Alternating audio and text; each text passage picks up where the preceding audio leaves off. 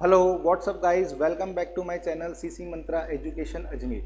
तो स्टूडेंट्स, जैसा कि आप लोग जानते हैं, हम क्लास 12 बिजनेस स्टडीज़ का चैप्टर फर्स्ट पढ़ रहे हैं, nature and significance of management. और प्रीवियस 2 क्लासेस के अंदर मैं आपको मैनेजमेंट के कंसेप्ट और मैनेजमेंट की कैरेक्टरिस्टिक्स के बारे में बता चुका हूँ और उनसे किस तरह के क्वेश्चन प्रीवियस बोर्ड एग्जामिनेशंस में पुटअप किए गए हैं उनको भी हमने डिस्कस कर लिया है। तो जिन भी स्टूडेंट्स ने प्रीवियस 2 वीडियोस नहीं देखे हैं, उनका जो लिंक है वो आपको नीचे डिस्क्रिप्शन बॉक्स में मिल जाएगा, वो ज़रूर देख लें। इस क्लास के अंदर मैं आपसे डिस्कस करूंगा ऑब्जेक्टिव्स ऑफ मैनेजमेंट के बारे में। तो चलिए स्टूडेंट्स, हम लोग पढ़ना स्टार्ट करते हैं।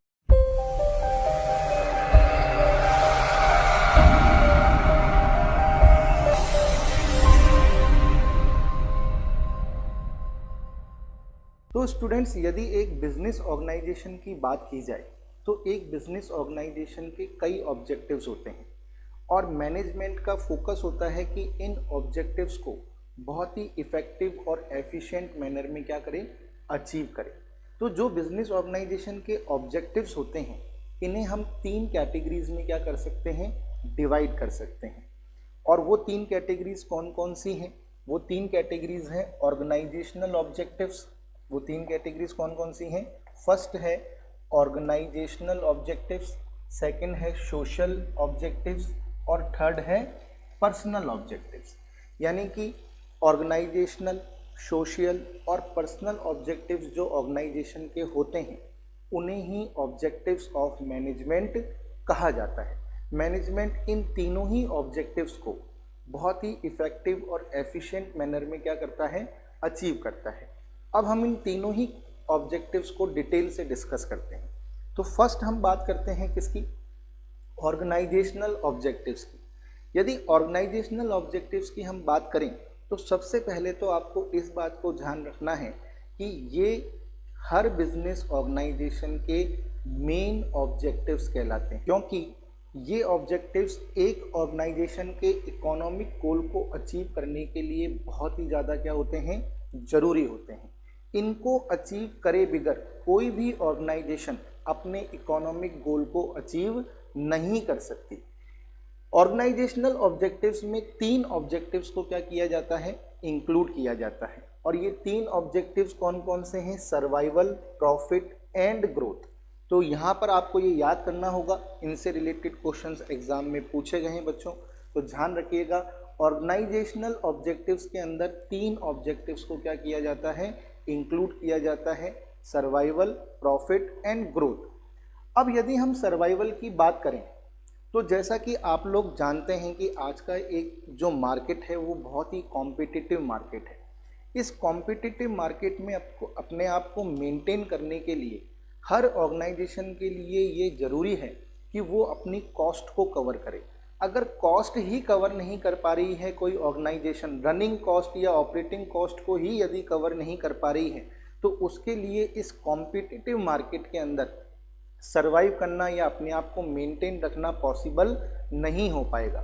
तो इस ऑब्जेक्टिव के अंदर मैनेजमेंट का मेन फोकस जो होता है वो होता है कॉस्ट को क्या करना, कवर करना।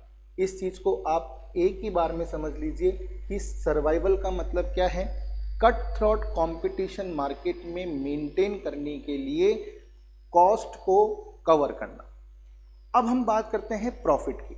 यदि प्रॉफिट की बात करें तो प्रॉफिट को बिजनेस का लाइफ ब्लड कहा जाता है। क्या कहा जाता है? लाइफ ब्लड कहा जाता है।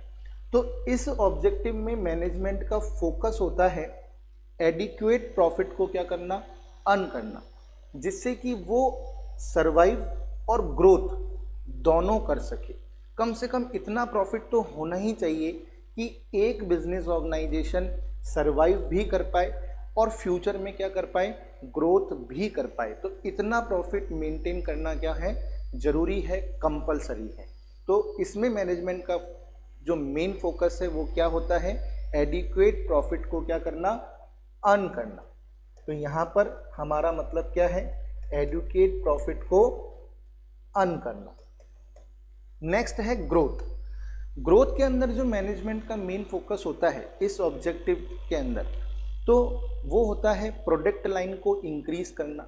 नंबर ऑफ ब्रांचेस को इंक्रीज करना, नंबर ऑफ एम्प्लॉयज़ को इंक्रीज करना, क्योंकि इन्हीं सब के थ्रू जो है मैनेजमेंट एक बिजनेस ऑर्गेनाइजेशन की ग्रोथ को क्या कर सकता है, मेजर कर सकता है। तो ग्रोथ के अंदर मैनेजमेंट का मेन फोकस क्या होगा, प्रोडक्ट लाइन को इंक्रीज करना, नंबर ऑफ ब्रांचेस को इंक्रीज करना, नंबर ऑफ एम्प्लॉयज़ को इंक्रीज करना और सेल्स वॉल्यूम को इंक्रीज करना, क्योंकि ये ही जो हैं ग्रोथ के मेजरमेंट कहलाते हैं।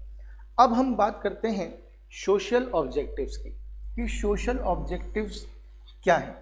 सोशल ऑब्जेक्टिव्स में जो कंपनी का मैनेजमेंट होता है या बिजनेस ऑर्गेनाइजेशन का जो मैनेजमेंट होता है, चाहे वो कोई सी भी बिजनेस ऑर्गेनाइजेशन हो, उसका मेन फोकस होता है कंपनी सोसाइटी के बेनिफिट के लिए वर्क करना, और करना भी चाहिए, क्योंकि कोई भी बिजनेस ऑर्गेनाइजेशन जो होती है, चाहे वो बिग हो, स्मॉल हो, प्रॉफिट हो, नॉन प्रॉफिट हो, वो सोसाइटी का पार्ट होती है। सोसाइटी के रिसोर्सेज को यूज़ करके ही बिजनेस ऑर्गेनाइजेशन जो है प्रॉफिट अर्न करती है।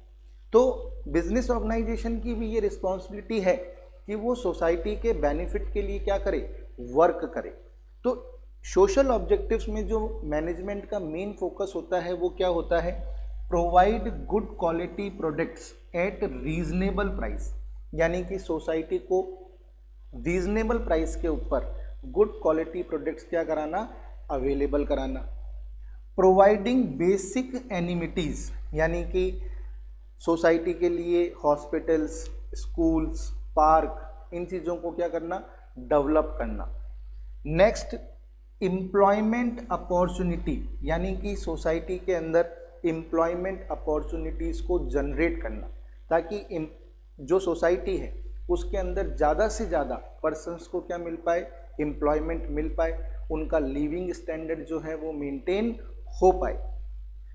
इकोनॉमिक वेल्थ, इकोनॉमिक वेल्थ का मतलब है एक तरीके से नेशन के डेवलपमेंट में सपोर्ट देना, और कोई भी बिजनेस ऑर्गेनाइजेशन जीडीपी में कंट्रीब्यूट करके इकोनॉमिक वेल्थ को क्या कर सकती है, जनरेट कर सकती है। मैनेजमेंट का नेक्स्ट जो एम होता है वो होता है avoidance unfair and anti social activities, यानी कि अनफेयर और एंटी सोशल एक्टिविटीज़ को क्या करना, अवॉइड करना। Eco friendly methods of production, यानी कि प्रोडक्शन के इको फ्रेंडली मेथड्स को क्या करना, यूज़ करना, ताकि इन्वायरमेंट को किसी भी तरह का लॉस नहीं हो और सोसाइटी की हेल्थ जो है वो क्या रहे, मेंटेन रहे। तो ये जो मैंने बताया ये सब किस में काउंट किए जाएंगे, सोशल ऑब्जेक्टिव्स में काउंट किए जाएंगे, और मैनेजमेंट इनके लिए वर्क करता है। अब हम बात करते हैं पर्सनल ऑब्जेक्टिव्स की, इसकी पर्सनल ऑब्जेक्टिव्स की। तो स्टूडेंट, जैसा कि हम लोग जानते हैं कि एक बिजनेस ऑर्गेनाइजेशन की जो मोस्ट वैल्यूएबल असेट होती है वो होती है ह्यूमन रिसोर्सेज, यानी कि उस ऑर्गेनाइजेशन के एम्प्लॉयज़ जो अलग अलग पर्सनैलिटी, अलग अलग बैकग्राउंड, अलग अलग एक्सपीरियंस के होते हैं। तो यहाँ पर जो एम्प्लॉयज़ होते हैं, जो ह्यूमन रिसोर्सेज ऑर्गेनाइजेशन के होते हैं, वो कंपनी के साथ कुछ बेनिफिट के लिए जुड़ते हैं। तो मैनेजमेंट की भी ये रिस्पॉन्सिबिलिटी बनती है कि वो अपने एम्प्लॉयज़ की जो नीड्स हैं उनको क्या करे, सेटिस्फाइड करे। और इन पर्सनल ऑब्जेक्टिव्स के अंदर मैनेजमेंट का फोकस क्या होता है, मैनेजमेंट का फोकस होता है अपने एम्प्लॉयज़ को adequate salary and perks provide करना, ताकि वो अपनी फाइनेंशियल नीड्स को क्या कर पाए, पूरा कर पाए। यानी कि इतनी सैलरी और पर्क्स तो उनको मिलना ही चाहिए जिससे उनकी फाइनेंशियल नीड्स क्या हो, सेटिस्फाइड हो। सेकंड, इसमें मैनेजमेंट का फोकस क्या होता है, गुड वर्किंग कंडीशंस प्रोवाइड करना। क्या करना, गुड वर्किंग कंडीशंस प्रोवाइड करना, ताकि एम्प्लॉयज एक सेफली इन्वायरमेंट में क्या कर पाए, वर्क कर पाए। थर्ड होता है पीर रिकॉग्नाइजेशन, यानी कि अगर हम बात करें तो इसमें मैनेजमेंट का फोकस होता है कि उनको ऑर्गेनाइजेशन के अंदर एक सेल्फ रिस्पेक्ट देना, एक स्टेटस देना, ताकि उनकी सोशल नीड्स क्या हो पाए, पूरी हो पाए। और फोर्थ फोकस जो मैनेजमेंट का होता है, अपने एम्प्लॉयज़ को ट्रेनिंग एंड डेवलपमेंट प्रोवाइड कराना, ताकि उनकी जो एस्टीम है, जो उनकी हायर लेवल नीड्स हैं, वो भी क्या हो पाए, पूरी हो पाए।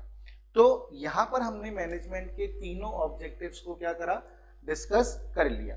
अब हम बात करते हैं कि किस तरह के क्वेश्चंस हमसे एग्जाम में पूछे जा सकते हैं और पूछे गए हैं। तो देखिए फर्स्ट क्वेश्चन क्या है, list any 2 personal objectives of management, यानी कि आपको कोई से भी 2 पर्सनल ऑब्जेक्टिव्स बताने हैं मैनेजमेंट के, तो आप बता सकते हैं personal object adequate salary and perks और गुड वर्किंग कंडीशन, यानी कि provide adequate salary and perks to employ and provide good working condition to employees. Next अगर हम बात करें, what should an organisation do to achieve the basic objective of survival, यानी कि ये हमसे कह रहा है कि एक ऑर्गेनाइजेशन को सर्वाइवल के ऑब्जेक्टिव को अचीव क्यों करना चाहिए। तो भाई एक तो कॉस्ट को कवर करने के लिए और कंपटीशन मार्केट में मेंटेन रहने के लिए। Next, list any 2 social objectives of management, तो यहाँ पर हम लिख सकते हैं generate employment opportunities and provide good quality products at reasonable price, क्योंकि हमें केवल उनका नाम ही लिखना है, लिस्ट करना है उनको, ठीक है। To meet the objectives of the firm, the management of Angora limited offers employment to physically challenged person, identify the objective it is trying to achieve. ये कह रहा है कि फर्म के ऑब्जेक्टिव्स को अचीव करने के लिए जो अंगोरा लिमिटेड का मैनेजमेंट है उसने फिजिकल चैलेंज्ड पर्सन को क्या किया है, एम्प्लॉयमेंट ऑफर किया है। तो बताइए इसमें जो मैनेजमेंट है वो कौन से ऑब्जेक्टिव्स को अचीव करने का प्रयास कर रहा है। तो हमारा आंसर क्या होगा, सोशल ऑब्जेक्टिव। कौन सा ऑब्जेक्टिव, सोशल ऑब्जेक्टिव।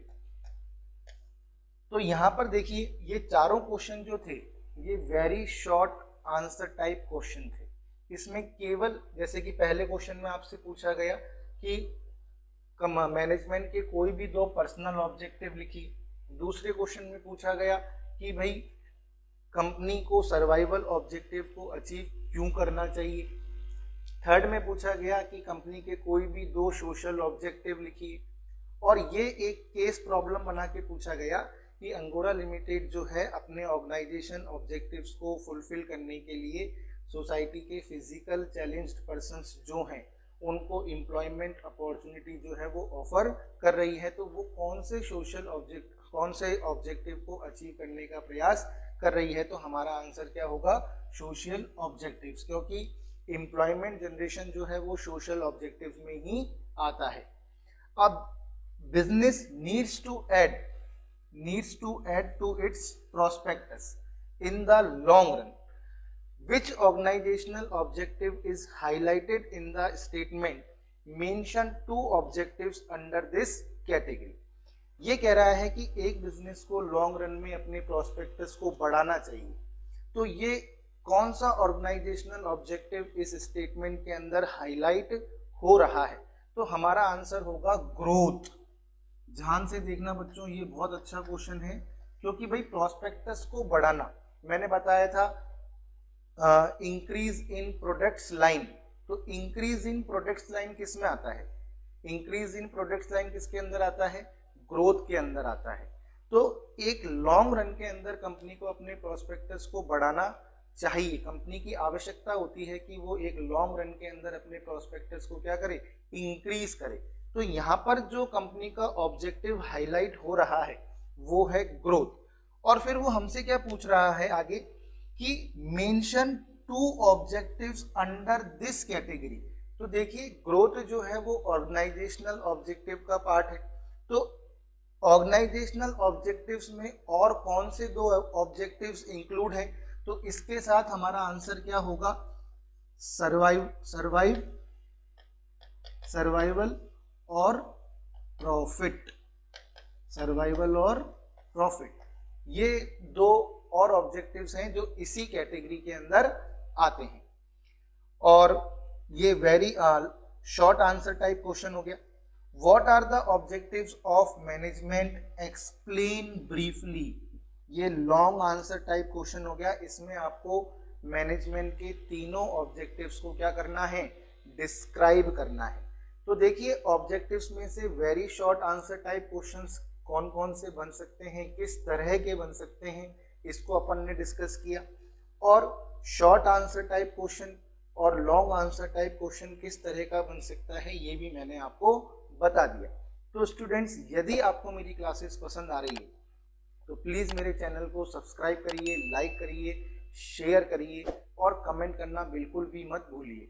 अब हम मिलेंगे नेक्स्ट कंसेप्ट के साथ नेक्स्ट वीडियो में। Thank you very much.